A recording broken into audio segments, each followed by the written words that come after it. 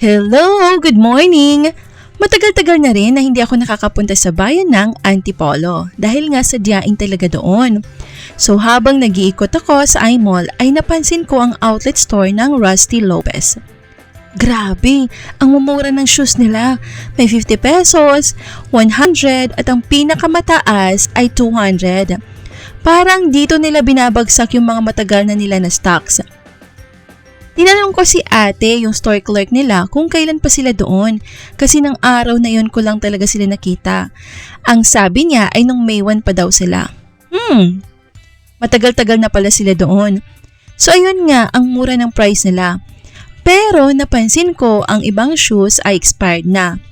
Nagbabakbak na ang inner sole, minsan wala na heel, pero 80% ay magaganda at maayos pa. Need mo lang talaga pumili ng maayos. Mayroon nga sila naka-display doon na naka-display pa din sa ibang regular store nila as regular price. Ayan, diretso ako sa aisle ng mga bata dahil kailangan ng shoes ng aking bulilit.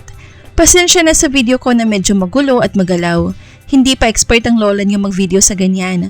At bago ako nag-video ay nagpaalam muna ako sa clerk kung allowed ba na videohan ko yung store nila. Siyempre, we have to pay respect sa mga rules nila. Mayroon kasi ibang store na ayaw magpa-video. Tingnan nyo na lang sa video ko yung mga shoes nila. Kadalasan ay mga high-heeled shoes. Ang gaganda pa, tig 50 lang or 100 pesos. Pambata lang nabili ko kasi yun lang kailangan. Wala naman akong paggagamitan ng high-heeled shoes na yan.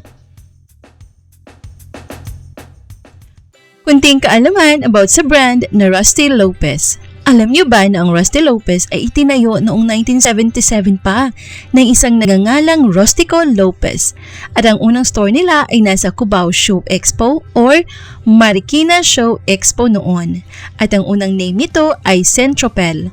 At pagkatapos nga ng 3 dekada, ang dati maliit na brand ay naging household name na at naging isang business empire na kilala sa paggawa ng matitibay, stylish, and can grow old with you ika nga ng mga sapatos. Oo nga, may kamahalan ng Rusty Lopez na brand dahil nga quality ang mga materials nila at gawang Pinoy na dapat tinatangkilik, minamahal at ipinagmamalaki natin.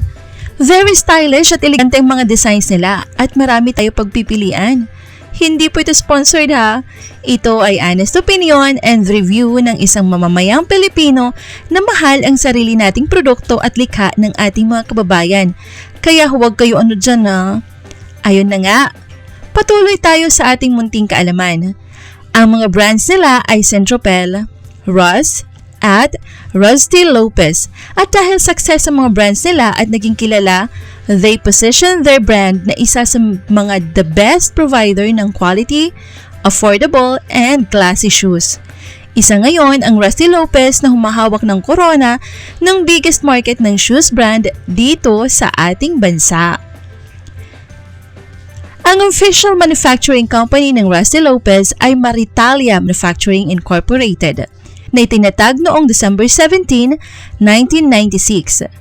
Alam niyo ba na ang ibig sabihin ng Maritalia ay Mari, which is Marikina, at Italia na ang ibig sabihin naman ay Italy. Ang Maritalia na pangalan ay nabuo para bigyan pagpupugay at pagpapahalaga ang joint efforts ng Filipino at Italian shoemakers kaya nabuo ang Maritalia. Ngayon sa panahon natin, ang Maritalia ay isa sa pinakamalaki at napakagandang state-of-the-art facility sa paggawa ng quality na sapatos dito sa Pilipinas.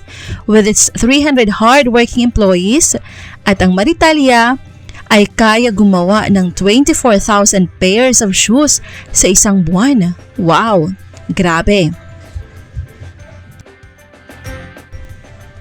Nakakalungkot na maraming outlet stores ng Rusty Lopez ang nagsasara na dahil sa kompetensya ng mga naglalabasang mas murang Chinese counterfeit shoes.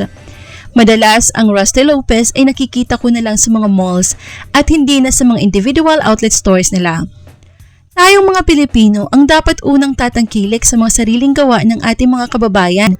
Ika nga, patronize our own. Rusty Lopez has made its mark and history in the shoemaking industry. Let's patronize them by buying shoes from them through their various stores online or at their physical stores.